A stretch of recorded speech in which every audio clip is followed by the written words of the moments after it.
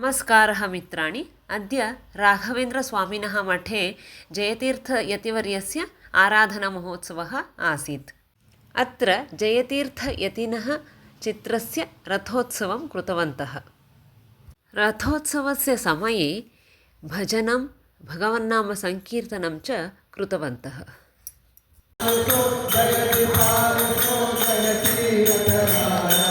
नन्तरं प्रवचनमपि आसीत्। अत्र पण्डितब्राह्मणानां कृते भोजनार्थं रङ्गवल्लीं स्थापयित्वा सिद्धां कृतवन्तः। प्रवचनात् नन्तरम् एतेषां कृते भोजनं परिवेशितवन्तः।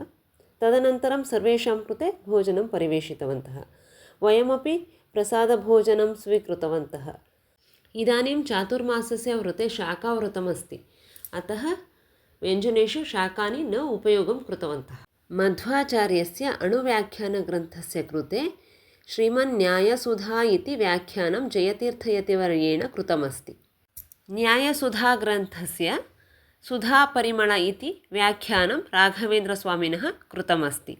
अतः एव राघवेन्द्रस्वामिनः मठे जयतीर्थयतिवर्यस्य आराधनामहोत्सवं कुर्वन्ति। अद्य प्रवचने जयतीर्थयतिनः विषयं किम् उक्तवन्तः इति श्वः ज्ञास्यामः। तावत्पर्यन्तं नमस्कारः, पुनर्मिलामः। जयतु संस्कृतं, जयतु भारतम्।